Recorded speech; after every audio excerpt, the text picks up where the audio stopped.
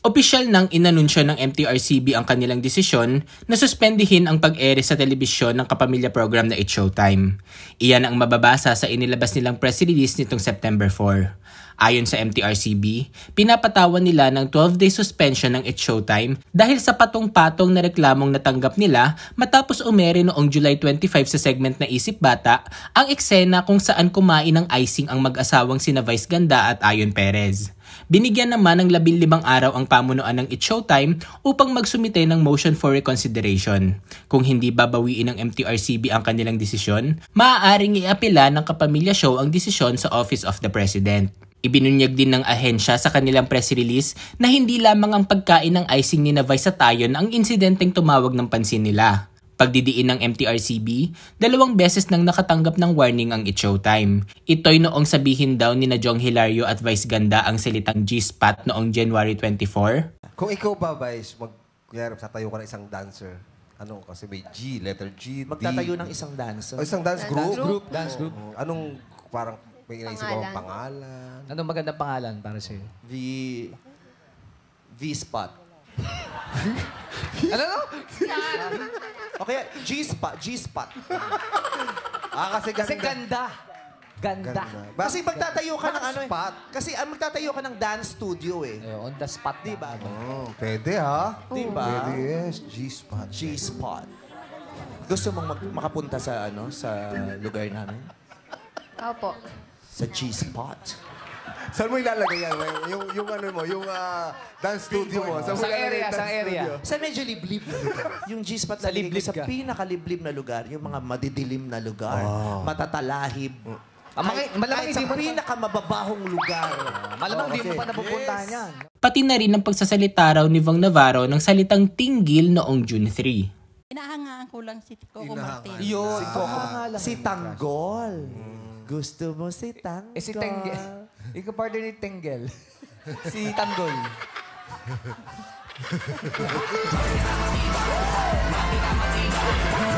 Diba? Sa concert kasi yun. Oo, si Tanggol. Kantahan mo na, Moira. Kasi slang. Slang kasi Kantahan mo yun na, eh. Paubaya. Kantahan mo na, Paubaya. Slang kasi yun eh. Simula. Okay lang kayo dyan? Okay. Diba? Oh. Alam mo, hindi ka ba nakaka-move on sa concert? Ba't pinabanggit yun dito? Pang-concert yun. Kaya nga. Hindi. Wala namang Naalala niya kasi si Rapunzel. Yung pelikula ni Tango. Rapunzel.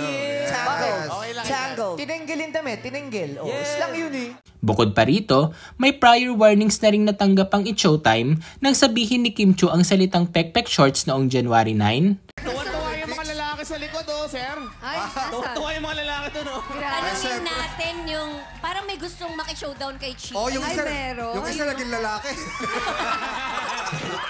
Nagpalit. Nagpalit eh. Yung nagpek-pek short siya, tapos naging lalaki siya. Oh, kwek-kwek. Yung kwek-kwek yung Oo, itlog. shorts, pek-pek shorts. Kwek-kwek siya, orange yun eh. Oo, orange kasi yung shorts niya. At ang malaswang pagsayaw at pananamit umano ng semi-finalist ng Girl on Fire na si Kim Dueñas noong February 14. Dahil sa balitang ito, naging trending sa number 1 spot ng Twitter Philippines ang MTRCB na sinundan naman ng It's Showtime. Pumangatlo sa trending topic ang chairman ng ahensya na si Lala Soto na isinumpa at pinagmumura ng mga galit na netizens. Ayon sa mga bumabatikos kay Lala, hindi raw naging patas ang MTRCB dahil sa pagkaabswelto ng EAT host na si Tito Soto matapos ding mag-viral ang isang clip kung saan hinahalikan nito ang kanyang asawang si Helen Gamboa noong July 29 para sa 44th anniversary ng Itbulaga. Para sa mga hindi nakakaalam, si Lala ang panganay na anak ni Tito.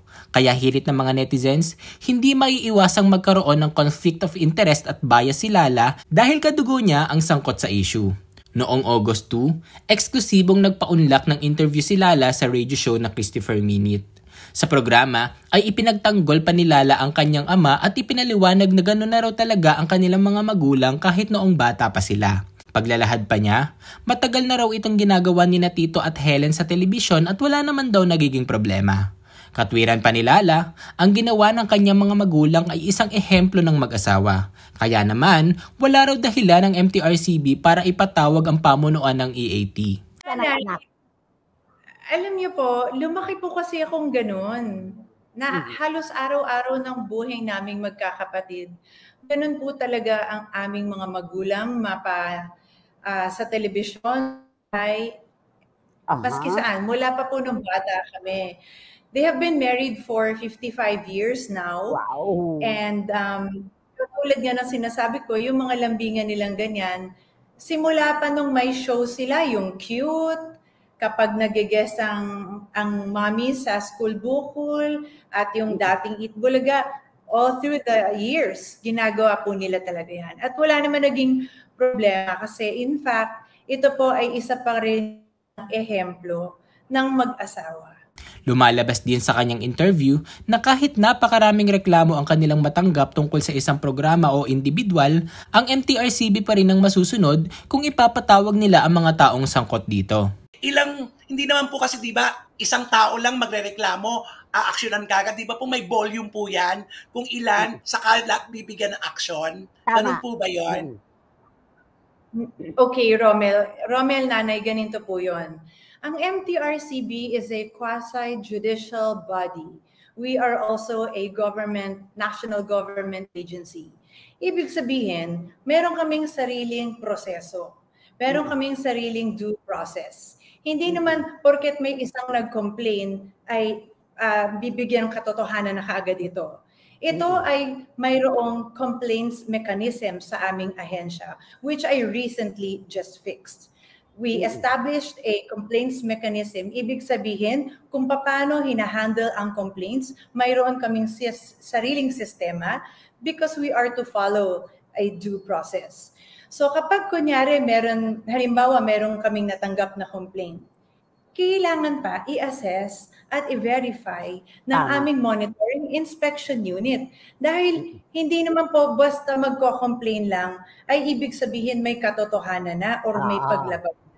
Ibig sabihin, kung sa paningin ng mga tao ay may mali sa eksena, ngunit sa tingin ng MTRCB ay wala naman, kagaya ng paghalik ni Tito sa leeg ni Helen, ay hindi sila mag-i-issue ng summon to appear sa mga producer ng isang show. Dagdag pa sa issue ng paghalik ni Tito kay Helen ay ang pagmumura ng AAT host na si Wally Bayola habang naglilibot sila ng co-host niyang si Jose Manalo sa labas ng studio ng TV5 para sa segment na Sugod Bahay Mga Kapatid noong August 10. Hiro ba yun o may karugtong pa yun? Sa kabila ng klarong pagmumura ni Wally, tanging pagpapatawag pa lamang sa pamunuan ng EAT ang nagawa ng MTRCB at ang pag-i-issue ng warning sa programa.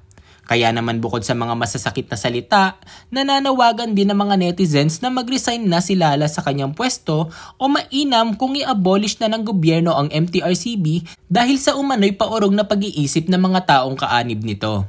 Kinabukasan, September 5, ay live na live pa rin napanood ng madlang people ang It's Showtime. Sa pagsisimula ng programa, ay binasa ni Jong ang official statement ng It's Showtime kung saan idinidiin nila na mananatili sila sa ere hanggat umaapila pa sila sa MTRCB sa pamamagitan ng motion for reconsideration. Kami ay maghahain ng motion for reconsideration dahil naniniwala kami na walang nangyaring paglabag sa anumang batas. At habang nakabinbin ang motion for reconsideration, ang desisyon ng suspensyon ng programa ay hindi pa pinal at epektibo. Kaya sa ngayon ay patuloy niyo pong mapapanood ang It's Showtime. Patuloy rin kaming makikipag-ugnayan sa MTRCB para makapagpatuloy ang It's Showtime sa paghahatid ng libangan at saya sa minamahal naming madlang people. Buong puso po kami nagpapasalamat sa lahat ng nagmamahal at sumusuporta sa It's Showtime.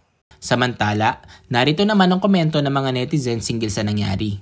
Palitan na ng mga makabagong tao ang MTRCB. Baka mga kaklase pa ng gomburza ang mga tao dyan. Magkatapres na yung mga bashers dyan. Baka manigas na lang kayo. Mahal pa naman ang pampa-hospital ngayon. Dapat kasi may kamag-anak din kayo sa MTRCB para kahit nga sabihin yung leeg on live TV or magmura ng malutong, chill lang sila.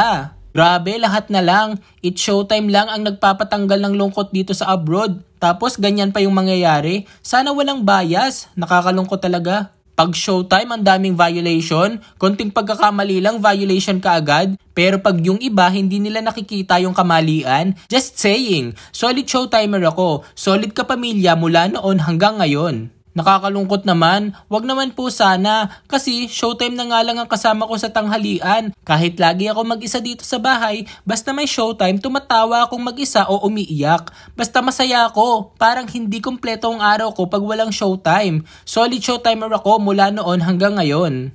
Ang daming napapasaya ng It's Showtime lalo na si Meme Vice at nakaka-good vibes sila sa araw-araw. Pero dun pa rin sila nag-focus sa icing issue. Sa kabila may nagmura, nag-apologize lang okay na. Yung sa It's Showtime binigyan ng mali siya ang pagkain ng icing, suspended. Lala Soto should resign because she's incompetent to handle the agency. There's conflict of interest for she is the daughter of Tito Soto, one of the hosts of the rival show. She has no moral integrity. I think ginagawa na lang ni Lala Soto yan to gain clout para sa next election. Remember Grace Poe? Ganyan na ganyan. Hayop ka Lala Soto. Akala ko nasa impyerno si Satanas. Nasa MTRCB pala. Kating-kat itong si Lala Soto na isuspend ang It's Showtime. Halatang halata ang mga galawan mo. Follow up ko lang sana yung pagmumura ni Wally Bayola sa national TV. Also Tito Soto, nung minukbang niya ang leeg ni Helen Gamboa. Walang update? Kasi parents niya yung naglibog. Lala Soto failed to set her personal biases and beliefs aside. She insulted the sensibilities and intelligence of the viewing public, which she is ultimately responsible for. Keeping her at the helm of MTRCB may result in loss of productivity and regression in freedom of speech. The suspension of It's Showtime proves that the MTRCB board, led by Lala Soto, has no credibility, and it's really unfair to impose this when only dirty minds would think that Vice Ganda was rude. This isn't about the icing issue anymore. It smells like a conflict of interest. Sa pagsuspend ng MTRCB sa Showtime ng 12 days, yung mga host magbabakasyon, magpapahinga, matutulog ng mahaba. Pero yung mga ordinaryong worker, staff, writer, cameraman, PA, utility, etc. na per araw o per taping ang sweldo, apektado ang kabuhayan. 2 weeks na walang income. Kung kailan mas naging open-minded ang viewers, dun pa naging conservative ang gagang Lala at MTRCB. Meron naman talagang pagkakataon na lumalagpas sa linya ang It's Showtime. But 12-day suspension? Do they really think that would make it any better? Very fishy na ang ahensyang yan, ha? Ang utak ng MTRCB ay nasa baba ni Lala Soto. People's voice is the highest supreme justice. Kung gusto nyo talagang patalsikin si Lala Soto sa MTRCB, petition ang kailangan. This is the battle of MTRCB versus the people of the Philippines. Showtime, we got you! Suspended yung kumain lang naman ng icing ng cake pero yung nagmura at humalik na akala mo tigang sa laplapan hindi. Ang lala mo, Lala Soto! Hindi Showtime ang kalaban nyo, MTRCB. Ang madlang people. Tandaan nyo yan. We will never forget. Abolish MTRCB. Tanggalin sa pwesto si Baba. Si Lala Soto. Halatang kinakampihan niya pa ang pagmumura ni Wally on national TV. Ano to? Wala kang action sa EAT pero sa It's Showtime may suspension?